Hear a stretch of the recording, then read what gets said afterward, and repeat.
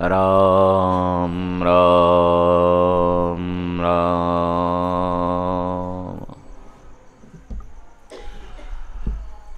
अखिल गुण निधान सच्चिदानंद घन करुणा वरुणालय भक्तवत्सल भगवान श्री पांडुरंगाच्या चरणावर मनपूर्वक साष्टांग अभिवादन करो।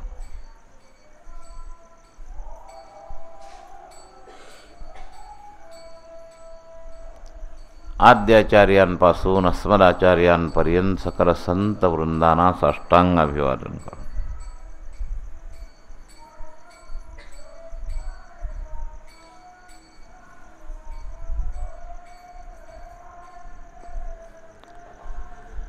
पहाटेच्या पवित्र प्रहरामध्ये, पवित्र धामामध्ये, नामसिद्ध भूमीमध्ये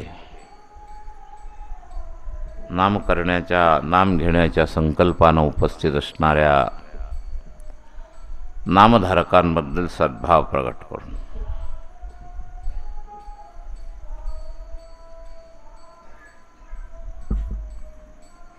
गेल्या 3-4 अधिक मासापासून या इमारतीमध्ये आपण 12-13 कोटीचा संकल्प घेऊन साधकांना या ठिकाणी नाम घ्यायला लावतो।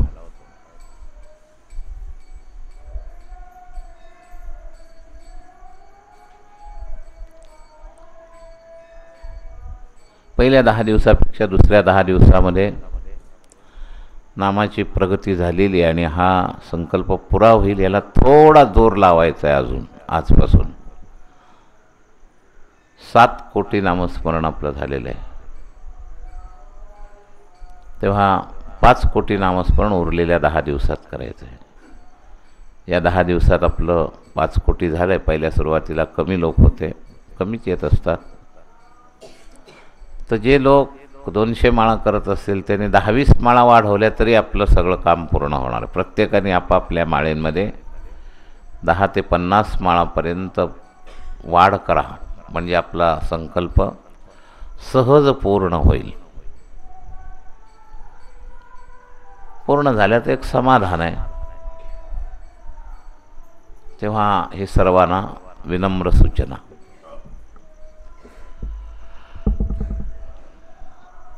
आपलं आध्यात्मिक जे चिंतन चालू आहे, या चिंतनामध्ये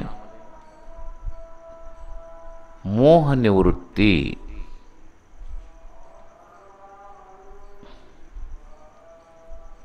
मोह अनेक कारणांनी होतो, त्या कारणांची परंपरा पाहण्याचा तसा लाभ आहे, पण फार लाभ नाही।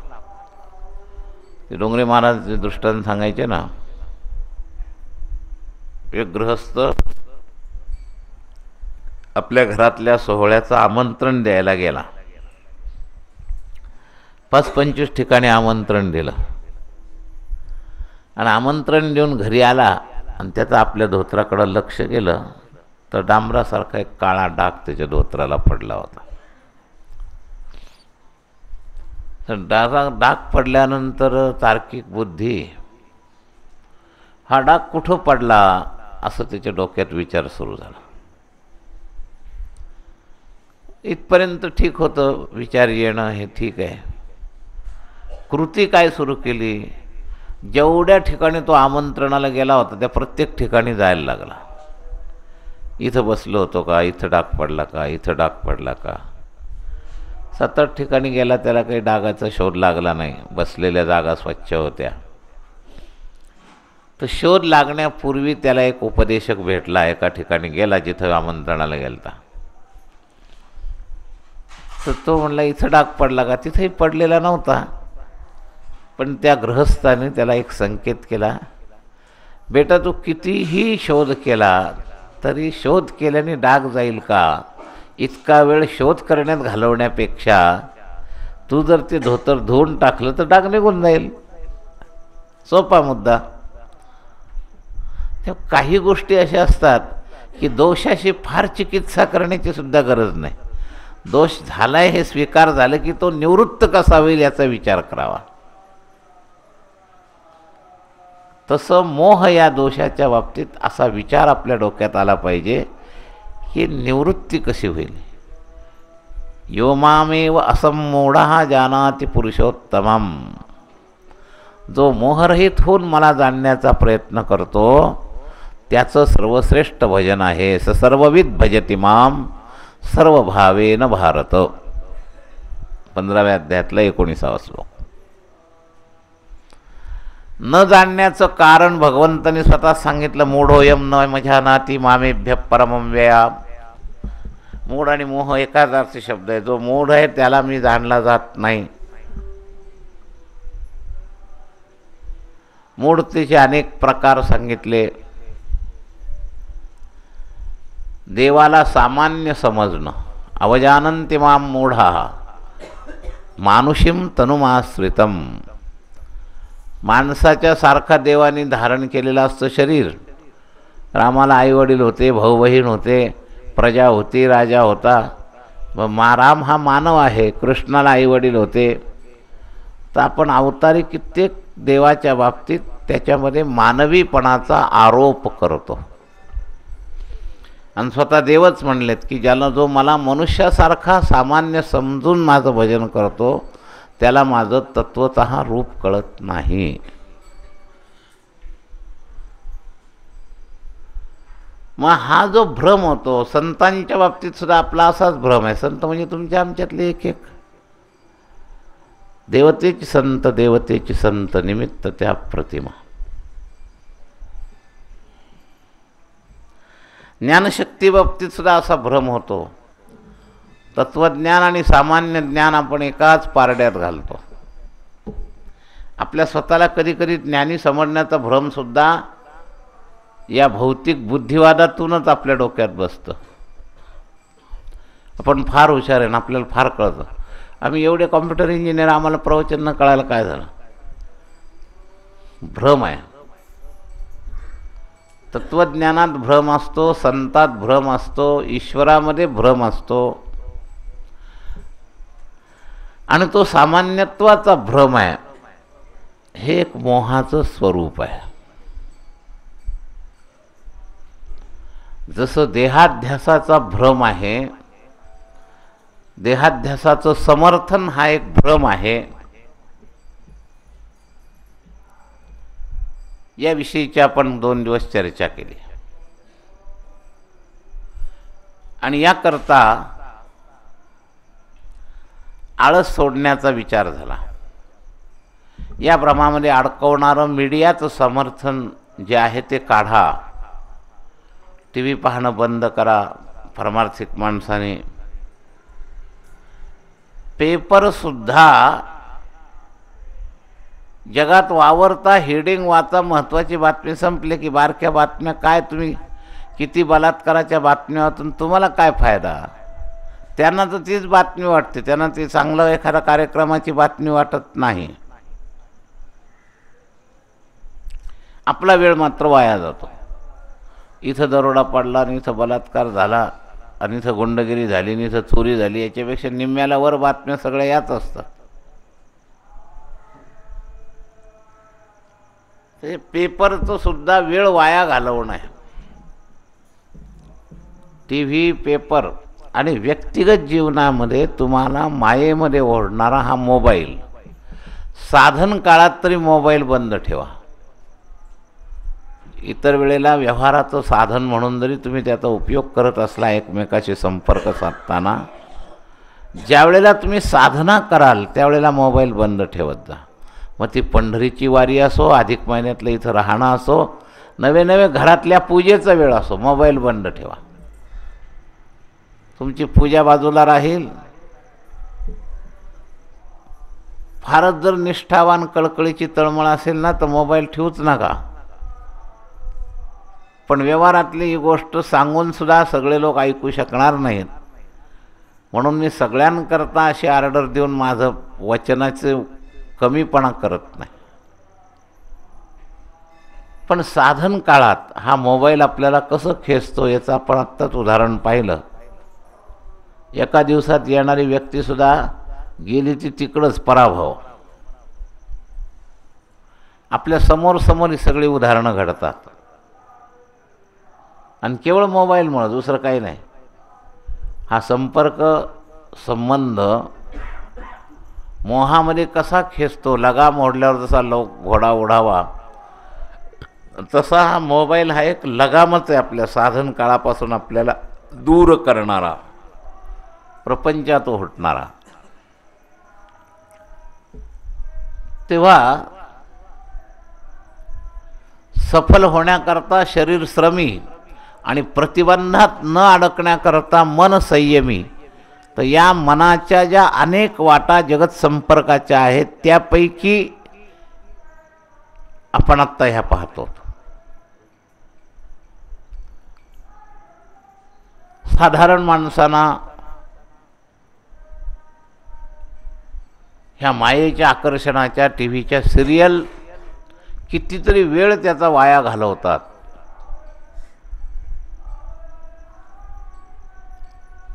किती वेळ आपण त्याच्यात वाया घालवला हे त्याच्या लक्षातच येत नाही. त्या टी व्हीमध्ये अशी एक माया आहे, क्युरियासिटी, पुढं काय पुढं काय. तो भजन करायचं सोडलं, अर्धा तास आधीपासून वाट पाहिजे किती वाजले, ते 7ला सिरियल लागते, आता किती 6:45 झाले.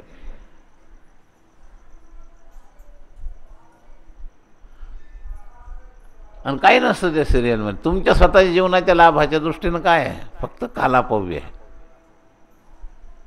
पण संयमी मन नसल्यामुळं ते मन त्या प्रवाहात ओढलं जातं आणि तासनतास वाया घालवतं.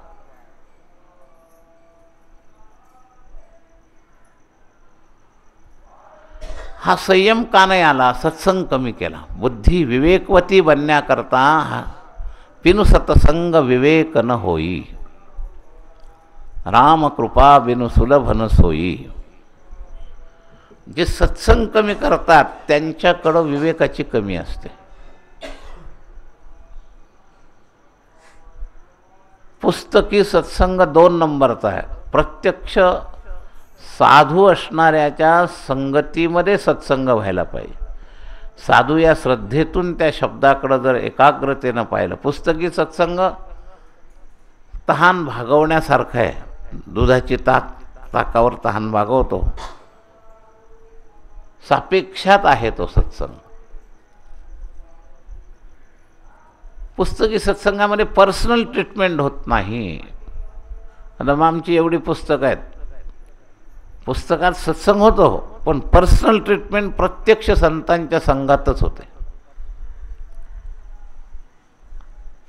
रोगाची औषधं डॉक्टरी पुस्तकात लिहिलेली असतात, पण त्याचा आपल्या रोगाशी ताळमेळ घालण्याकरता प्रत्यक्ष डॉक्टरच्या हातात नाडी द्यावी लागते.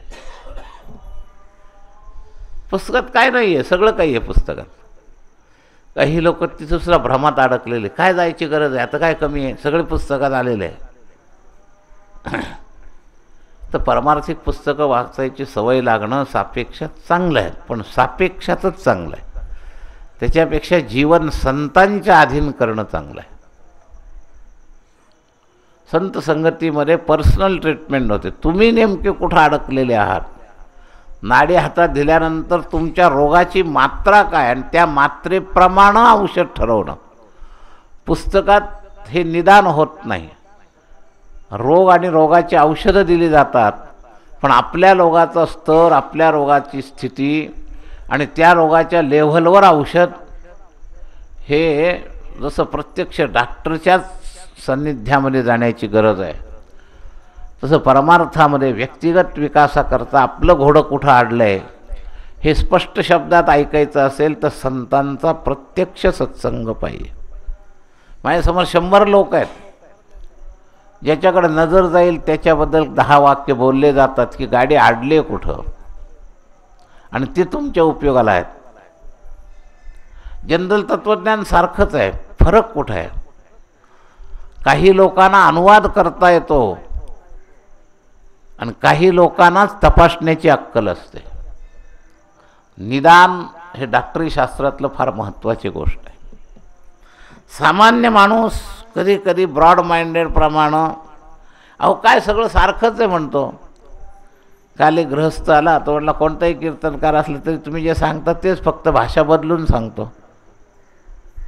अरे पण भाषा बदलून सांगितलं, पण अनुवाद करतोय का अनुभवी आहे हे कळलं पाहिजे. अनुवाद करणं आणि अनुभव यात अंतर आहे. अनुभवी जेवढा तुमच्या नेमक्या रोगावर औषध करू शकतो तेवढा अनुवाद करणारा करू शकत नाही. आज संख्या अनुवाद करणाऱ्यांची आहे. कित्येक लोक माऊली असं म्हणतात, तुकोबराय असं म्हणतात. त्याला एकांतात विचारावं, तू काय म्हणू शकतो का? आमचं काय खरं आहे म्हणतो. मग कशाला बोलतो एवढं? नाक उचलून बोलायचं तुला काय अधिकार आहे? अनुवादक कीर्तनकार जास्त आहेत, अनुभवी नाहीत, हे लक्षात घ्या. जे आधी संत होतात मग कीर्तनकार करतात असे जे संत आहेत ते अनुभवी आहेत. आणि जे नुसतंच फक्त अनुवाद करतात ते तुमची पर्सनल ट्रीटमेंट करू शकत नाहीत, हे लक्षात घ्या. पर्सनल ट्रीटमेंट करायला त्याला स्वतःला, म्हणून तर संतांनी सांगितलं आधी केले मग सांगितले. अनुभवे आले अंगा ते या जगा देतसे. तुका म्हणे साक्षी आले तरी केले प्रगट. हे संतांचं म्हणणं आहे. साक्षी आलेच्या स्तरावरचे व्यक्तीच्या शब्दाचा कल्याणाच्या दृष्टीनं उपयोग आहे.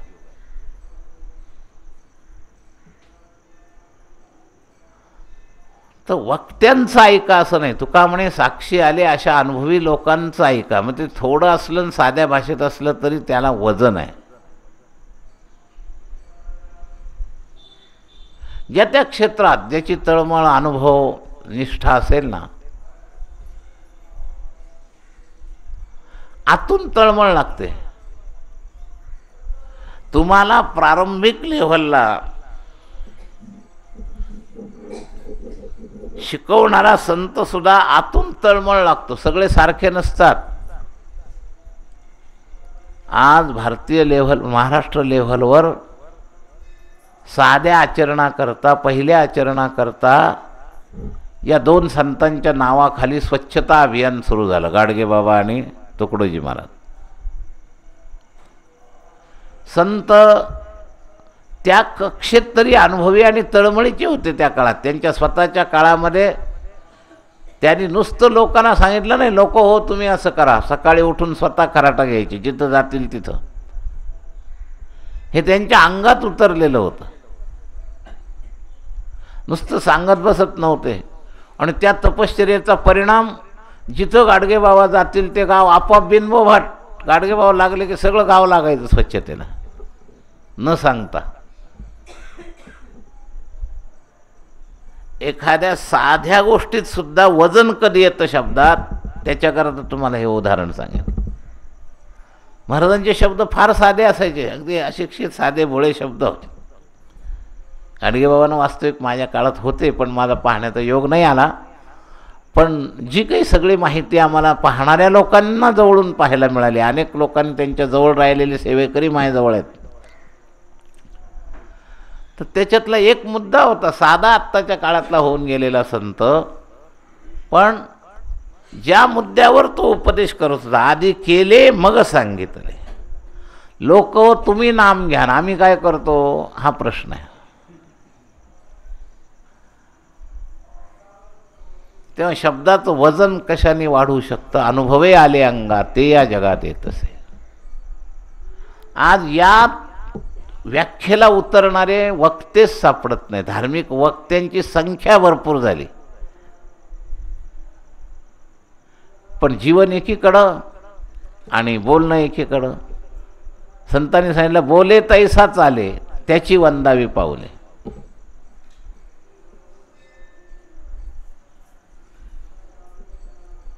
या साध्या साध्या गोष्टी आहे. साध्या कोणत्या शिक्षकच ना शेवटी, आणि गरजच आहे ना. पहिलीला शिकवणारा सुद्धा शिक्षकच, आणि तोच ट्रेन माणूस त्यातलाच एक हेडमास्तर असतो. पूर्वीच्या प्राथमिक शिक्षकामध्ये पहिलीचा मास्तरी ट्रेंड, उलट पहिलीला सिनियर लोक घालतात जास्त जुने. पहिली शिकवणं अवघड आहे, हे लक्षात घ्या. 5वी आणि 6वी कोणी शिकवू शकतो. त्या खोडकर मुलांना कोण्या युक्तीनं आपल्याकडं आकृष्ट करून शाळेत शांत बसायला लावणं ही सुद्धा साधी गोष्ट नसते. पहिलीला नेहमी सिनियर लोक घालतात बघा तुम्ही. आताच्या काळात काय चालू माहीत नाही, आमच्या काळापर्यंत असं होतं, म्हातारे आणि जुने माणसं पहिली दुसरीला घालायचे. तसं प्रारंभिक वळण लावण्याकरता सुद्धा अनुभवी संतांची संख्या एवढी गरजच नाही. आत्ता जेवढी संख्या आहे ना वक्त्यांची, एवढी गरज नाही. तळमळ असणारे, तुकडोजी महाराजांमध्ये तळमळ होती, शिस्तबद्धता, स्वच्छता, त्यांचा स्वतःचा मी सहवास घेतलेला आहे. शासनाला जे झालं नाही ते त्यांनी करायचं. त्या सालबर्डीला मोठा ज्ञानयज्ञ झाला. कसा शब्दांमध्ये प्रभाव होता. 50-50 हजार लोक जमलेले, त्याला नेहरू येऊन गेले, लोकांचा कल्ला चालू होता, कोणी गप्प बसेना. स्टेजवर तुकडोजी महाराज आले, त्या शिपायांना म्हणले तुम्ही सगळं गप्प करा, आणि नुसतं स्टेजवरून संकेत केल्याबरोबर सगळे शांत जिकडच्या तिकडं, आणि कतारमध्ये सगळ्यांनी शिस्तीत लाईन धरा म्हणलं तर एवढे 50,000 लोकांनी लाईन धरल्या पटकन. हे शब्दातलं वजन जे असतं ना, ते स्वतःच्या कुठंतरी तपश्चर्येचं वजन असतं, हे लक्षात ठेवा. मी आज हा मुद्दा का सांगितला तर आपल्यात भ्रम असतो, इथंही तेच आणि तिथंही तेच. तसं नाही आहे, फार फरक आहे.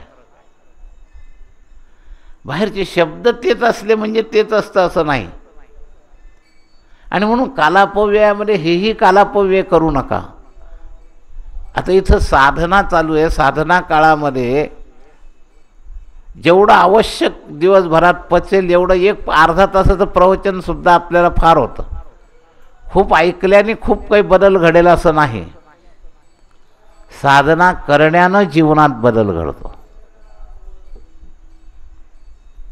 मन संयमी, बुद्धी विवेकवती. आपल्या सगळ्यांना बुद्धी आहे पण ती विवेकवती नाही आहे. आजचा जो नियम चालू आहे ना मोहनिवृत्तीचा, विवेकवती बुद्धी नाही, विचारी बुद्धी आहे. विचारामुळे ही तुलना केली आहे. जे तिथं विचार सांगतात ते तिथं सगळीकडे तेच आहे. काय फरक आहे, हा फरक कळला पाहिजे. अनुभवाचे साधे शब्द आणि बिना अनुभवाची विद्वत्तेचे किती शब्द, त्या शब्दांमध्ये फक्त कालापव्यय होणार आहे. आणि या शब्दांमध्ये अनुभवी ज्या संतांचे शब्द असतील त्या शब्दामध्ये थोडे आहे चित्तसाह्य झाली या स्वल्पमप्यस्य धर्मस्य त्रायते महतो भयात. महान भय निवृत्तीची ताकद त्या थोड्या शब्दांमध्ये. फरक काय दोन्हीमध्ये, तर विवेकाचा स्रोत वाटतात संत संघ. म्हणून नुसतं शास्त्राभ्यास पुस्तकी अभ्यासाने काम मागत नाही. डोंगरे महाराज व्यासांच्या असंतोषाच्या कथेमध्ये हा मुद्दा 3-4 वेळा सांगत असत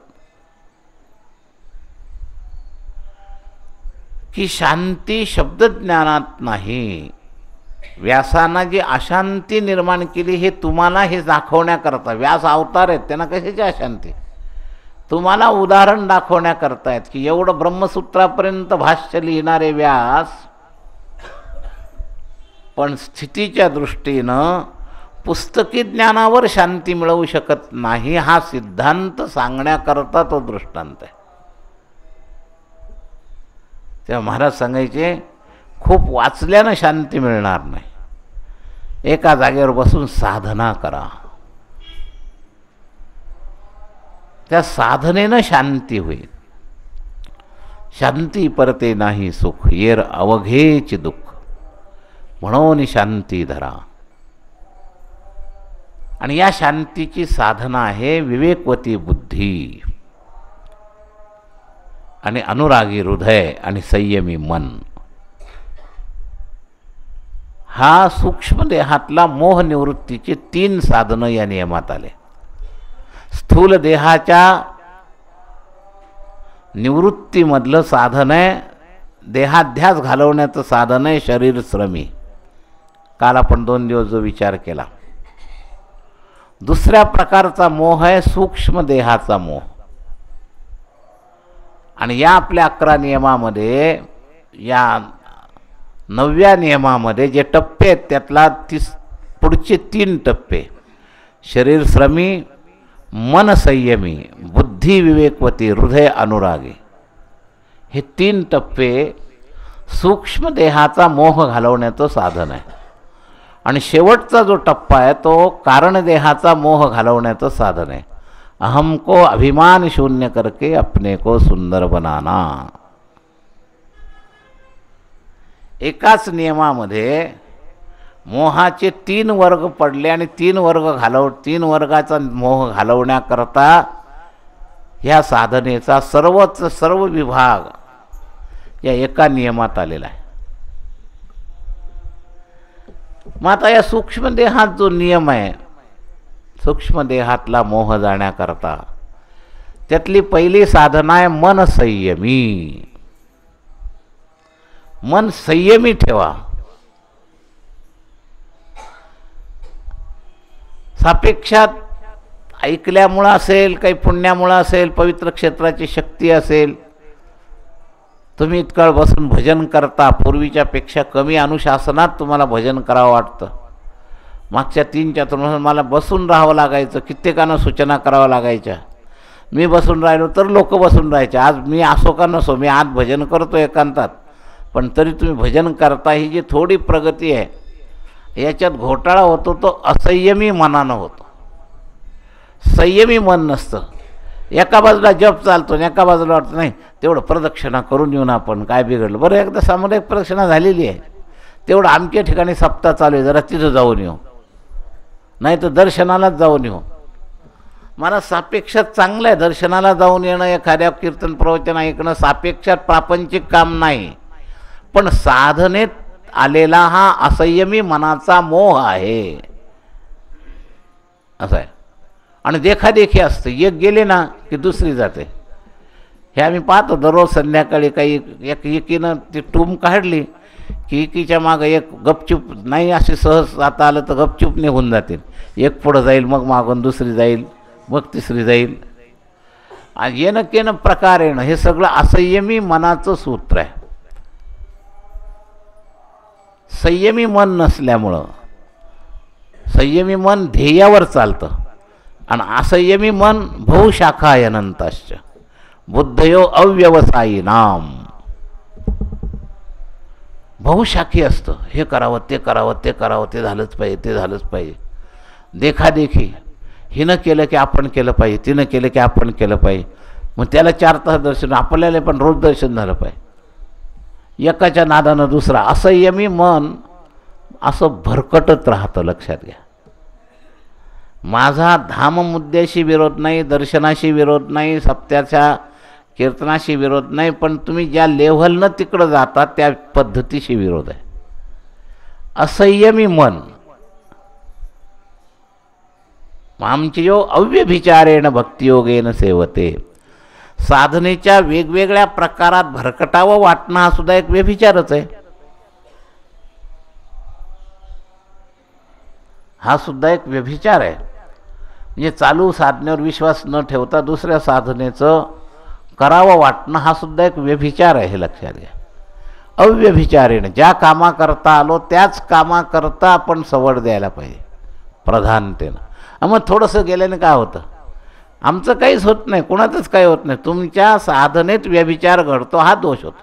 आमचं काय बिघडणार आहे. तुमच्या जागेवर दुसरे कोणीतरी येतच राहतात, इथलं साधना संकल्पाप्रमाणे होतच राहते. 1-2 लोक मधी गेल्याने काय अडलं, अजून 1-2 लोक आल्याने काय वाढलं, परत गेल्याने काय घटलं, काही घटत नाही. हे सगळं त्या गोमीला जसे अनंत पाय आहेत तसं या नामसाधनेच्या संकल्पाला अनंत पाय आहेत. आपण एका पायासारखे आहेत. आपण फार मोठा अहंकार बाळगायचं काही कारण नाही. एक पाय गोमीचा मोडल्याने जसं गोमीला काहीच फरक पडत नाही, तसं एखाद्याचा असंयमाने आमच्या ह्याच्यात काही फरक पडतो असं नाही. तुमच्या दृष्टीनं फलश्रुतीच्यामध्ये अनन्यतेत दोष होतो हा मुद्दा आहे.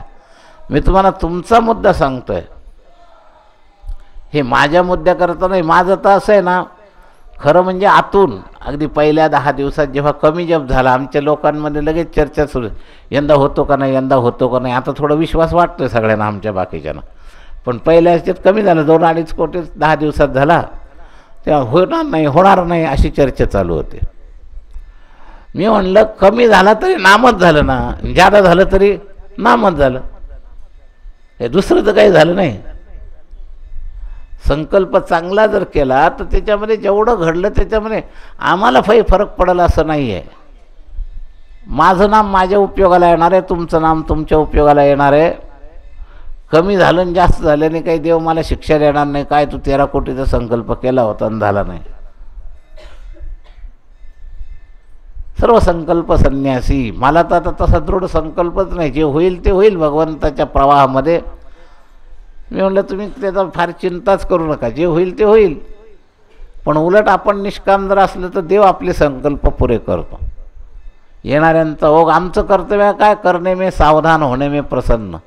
जेवढे आमच्या ग्रुपमधले त्यांना कळवणं. मागच्या चातुर्मासात ही थोडीशी चूक झाली होती मागच्या अधिकात. यावेळेला आमच्या परीनं आम्ही वार्षिक याच्यात अधिकाची माहिती लिहिली.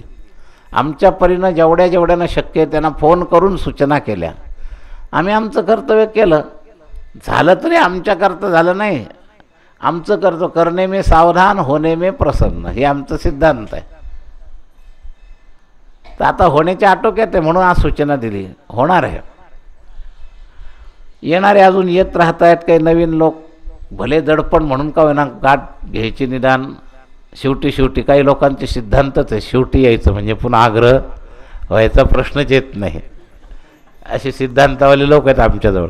तोंड तर दाखवायचं, नाही तर नाही वाटलं पाहिजे काय. आणि आग्रह करू नये म्हणून येतानाच उशिरा यायचं. फार मोकळे असणारे, शक्य असणारे सुद्धा या पॉलिशा असतात एकेकाच्या वागण्याच्या. असं आहे. आमचं काही फरक पडत नाही याच्यामुळं. तर संकल्प जे आहेत ते संकल्प माझे नाहीत आणि तुमचे नाहीत. इथं जे नामस्मरण चाललं आहे त्या नामशक्तीच्या संकल्पानं ते पुरं होईल. आणि त्याच्यात कोणीच आग्रह अहंकार मानायचं काही कारण नाही. मी मानायचं कारण नाही, तुम्ही मानायचं. मुद्दा आहे तुमच्या साधनेत निर्मोह साधना व्हायची असेल तर निष्ठेनं करा.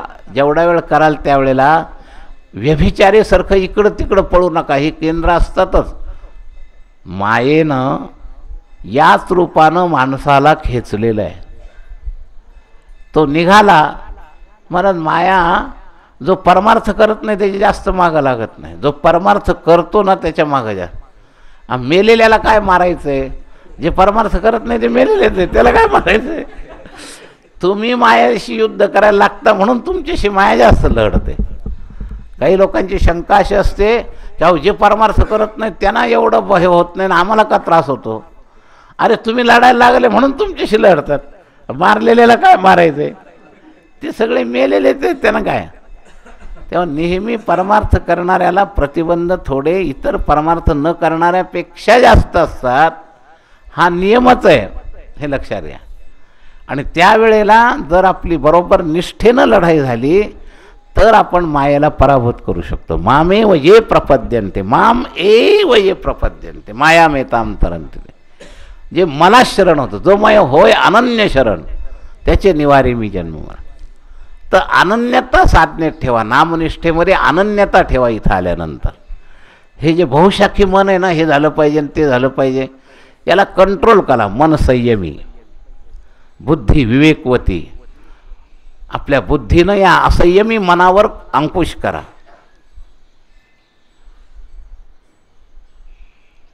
तेव्हा हा मुद्दा सूक्ष्म देहाच्या मोहावर विजय मिळवण्याची ताकद निर्माण करणारी साधना आज मी तुम्हाला सांगतो. अव्यभिचारी भजन. आपलं व्यभिचारी भजन होत, थोडं हे थोडं ते थोडं ते. याचा अर्थ आपण मनाचा भोग करतो. याच्यात बरं नाही वाटलं की तिकडं तिकडं नाही. लहान मुलं नाही का थोडा थोडा वेळ इकडं तिकडं रमत असतात वेगवेगळे, तसं. तर थोडं तुम्ही नामधारक आहात. आता उरलेल्या 10 दिवसामध्ये हा विचार करा. तुमचे 2-4 वेळा दर्शनं झालेत, रोज एकदा निमित्तानं प्रदक्षिणेच्या निमित्तानं प्रदक्षिणा होते. नगर प्रदक्षिणेमध्ये सगळे मठातले संतांना प्रदक्षिणा होते, लक्षात घ्या. सगळे प्रदक्षिणा रोडच्या आत मुख्य संतांचे मठ आहेत. एका प्रदक्षिणेत सगळं होतं. आणि इथं तो नियम आपण ठेवला आहे, सकाळीच्या नंतर तुमची प्रदक्षिणा होते. 4 तास लाईनला लावून आपल्या भजनातला वेळ आपण किती घालवायचा हा प्रश्न आहे. एकदा दोनदा दर्शन व्हावं इतकी निष्ठा पाहिजे, पण ते दर्शनाचं स्वरूप तत्वज्ञ प्रधान पाहिजे. तो जसा देवळात आहे तसाच नामात आहे. नाम आठविता रूपी प्रगट पैदाला. मी नाम घेतो म्हणजे देवाच्या दर्शनाच्या पेक्षा वेगळं काही करतो असं समजूच नका. त्याच्या जवळ जाण्याचा प्रयत्न करा. नाम घेता घेता तो माझ्या जवळ उभा आहे.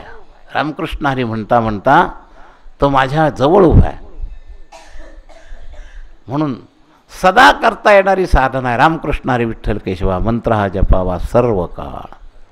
सदा नामघोष करू हरी करा, त्याने सदा चित्ता समाधान. नामनामीचा अभेद आहे. नामात धामही आहे, नामात रूपही आहे. नामात काय नाही, नामात सर्व आहे, लक्षात घ्या. आपण नामधारक म्हणजे नामनिष्ठ भक्त आहोत हे लक्षात घ्या. धामाच्या शक्तीचा सहाय्यक आधार आपण घेणार आहोत, लक्षात घ्या. परिकरांच्या कृपेकरता प्रदक्षिणा रामकृष्णारी भजन करत करत जर घातली तर त्या प्रदक्षिणेच्या अंतर्गत नामदेवांची कृपा येणारे, नाथांची येणारे, तुकाराम महाराजांचे येणारे सगळे मठ आहेत त्याच्यात. संत कृपा नामनिष्ठेनं नुसत्या प्रदक्षिण, तुका नामा म्हणे प्रदक्षिणा आणि त्याच्या पुण्यानाही गणना. जो दर्शनाने लाभ आहे तो ज्या वेळेला 4 तास उभं राहून आपल्या साधनेत व्यत्यय येतो त्यावेळेला तितकाच लाभ नुसत्या प्रदक्षिणे नाही. अरे इतकंच नाही, नुसत्या नामानं सुद्धा आहे. एखाद्याने निष्ठेनं शरीर समजा प्रदक्षिणा घालू देत नाही, त्याने तेवढ्या वेळा तिथं भजन केलं तरी सुद्धा त्याला ते फळ मिळणारच आहे. पण आपली बहुशाखी एकशाखी होण्याकरता एक प्रदक्षिणा पुरे आहेत बस. म्हणून वारकऱ्यांनी इथं आल्यानंतर चंद्रभागे स्नान आणि त्याच्याबरोबर प्रदक्षिणा बस. तर एवढा विधी तर आपण करतोच इथं. यापेक्षा जास्त व्यभिचार नको. इथलचा कार्यक्रम ऐक, तिथलचा कार्यक्रम ऐक, तिथं थोडा वेळ हजेरी लाव. लोकांना आपली हजेरी दिसावी असं वाटते, फार किंमत असते असं काही नाही. काही लोक सगळीकडं हजर राहण्याचा प्रयत्न करतात, तोंड दाखवायला पाहिजे. त्यांना वाटलं पाहिजे मी तुमचा पण आहे, मी तुमचा पण आहे, मी तुमचा पण आहे. अव्यभिचारी साधना करा, एकनिष्ठ साधना करा. तर मन संयमी, मनाला आत हे सगळे काय सांगू, मनाचे तरंग क्षणक्षणा पालटते रंग. घटकेत त्याचं महत्त्व मनात वाटतं, घटकेत त्याचं महत्त्व वाटतं, घटकेत त्याचं महत्त्व वाटतं. आणि काही आपल्या मनानं असतं, काही देखादेखी असतं. एखाद्याजवळ नसले पैसे, नाही वाण दिलं तर काही अधिकात पार पाप लागेल त्याला. पण ते काही नाही, त्याला वाटतंच ते आमकीनं केलं मग मी केलंच पाहिजे. मग त्याच्यातही सापेक्षात पहिल्यांदी बत्ताशानं कर, दुसरी म्हणते नाही नाही ते अनारशाचं श्रेष्ठ आहे, की मग ते तडफडून ते अनारश करणारच. ठीक आहे, व्रत वैकल्य पहिल्या भूमिकेमध्ये दान धर्माच्या दृष्टीनं या सगळ्या शास्त्रात विधी आलेले आहेत, करावं याच्याशी विरोध नाही. पण त्याच्यापेक्षा एकनिष्ठ साधना करावी, त्याला जास्त महत्त्व आहे. एक गाव आम्ही विठोबाचे नाम, या पद्धतीनं एकनिष्ठ साधना करा. तुम्हाला हे जे स्थान दिलं आहे ते एकनिष्ठ साधना करण्याकरता आहे. तर ही व्यभिचारीपणा कमी करा. हा मोह, सूक्ष्म देहातला मोह घालवण्याची साधना आहे. मन संयमी बुद्धी विवेकवती. आपल्या बुद्धीला जे फाटे फुटतात ते कमी करायचे असतील ना, तर सकाळचा अर्धा तास म्हणजे अगदी जीवश्च कंठश्च बुद्धीला आणून ते शब्द ऐकायचे, त्याचं महत्त्व समजून घ्यायचं. आपल्याला काय सांगतायत, काही लोक म्हणतात काय नाही, इकडून ऐकलं आणि इकडून सोडून दिलं. अरे असं नाही, ते साठवा. श्रोत्यांच्या प्रकरणामध्ये डोंगरे मला सांगायचे ना त्या पद्धतीनं की त्या 3 बाहुल्या होत्या दिसायला सारख्या आणि किमतीत अंतर एकपट दुप्पट तिप्पट. का अंतर? सारख्या असून आणि त्या माणसाचा आग्रह तिने घेतल्या तर विकणार, नाही तर नाही, आणि किमतीत एकपट दुप्पट तिप्पट. शेवटी एकाने विचारलं, म्हणलं ठीक आहे तुम्ही म्हणतो तशी किंमत देतो, पण त्याचं रहस्य सांग. तो म्हणलं मला हे विचारणारच पाहिजे. या 3 बाहुल्यांमध्ये त्यांनी एक सिद्धांत भरलेला होता आणि मग तो सिद्धांत दाखवला. बाहुल्या बाहेरून एकदम सारख्या, पण श्रोत्याचे 3 प्रकार दाखवणाऱ्या त्या बाहुल्या होत्या. एका बाहुली सगळ्यात कमी किंमत जी होती ना, तिचं स्वरूप सांगितलं, या कानातून तार घातले की या कानातून निघून गेले. हे 3rd क्लास श्रोत्याचं वर्णन आहे. 2nd क्लास श्रोत्याचं वर्णन काय की त्याचा उपयोग उपभोगाकरता करणं. त्याच्या कानातून तार घातली आणि ती तोंडातून बाहेर आली, हा 2nd क्लास श्रोता. आणि 1st क्लास श्रोत्याच्या ह्याच्यात कानातून घातलेली तार हृदयापर्यंत गेली. तर शब्दांचा कर्मणूक म्हणून किंवा फक्त व्यवहार बुद्धी म्हणून ऐकून घ्यायचं, पुन्हा काहीच लक्ष द्यायचं नाही, हा 3rd क्लास श्रोता. सत्संग हा जर श्रोता विवेक करायचा असेल तर त्या शब्दांचा उपयोग लोकांना मनोरंजनाकरता करू नका, उदाहरण सांगण्याकरता शिकू नका, आपल्या जीवनात उतरायकरता शिका. दोन्ही करता लक्षात न ठेवणारा इकडून तिकडे गेले वारे या 3rd क्लास लेवलचा आहे. सांगायकरता उपयोग करणारा 2nd क्लास लेवल करता, जीवनात उतरायकरता उपयोग करणारा हा 1st क्लास. तेव्हा ही सकाळचे सत्संगाची थोडा वेळाची जे आहे ते जर आत उतरवलं तर काही ग्रंथ वाचायची गरज नाही, काही करायची गरज नाही. एवढं उतरवा तुमचं कल्याण होईल. संत म्हणून ज्याच्यावर श्रद्धा असेल त्या संतांचे थोडे शब्द जर विवेकद्वारा आत धारण केले तर तुमचं कल्याण होईल. पण आम्ही तसं करतच नाही. मग आजचा धडा काय? मन संयमी. हे इकडं तिकडं नका पळवू, याला संयमी ठेवा. बुद्धी विवेकवती. बुद्धीचे निर्णय हलके करू नका.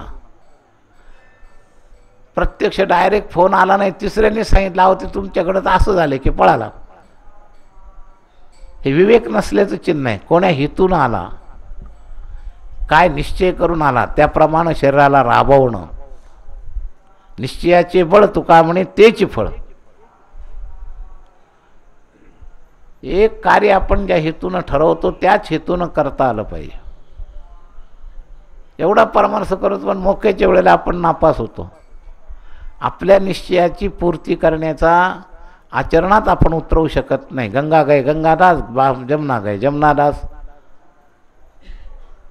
याचा परमार्थ असा पुरा होत नाही.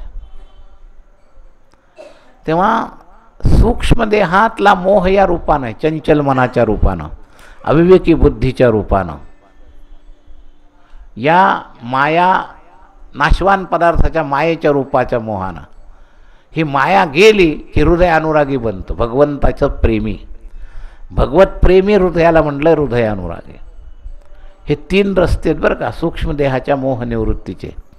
मन संयमी, बुद्धी विवेकवती, हृदय अनुरागी. याच्यातला काही विचार आज सांगितला आपण. अजून हेच प्रकरण सूक्ष्म देहाच्या मोह निवृत्तीची साधना, याला सहाय्यक 10वा नियम आहे. सिक्के से वस्तू, वस्तू से व्यक्ती. धारणात्मक संतांकडून आपली धारणा काय झाली पाहिजे.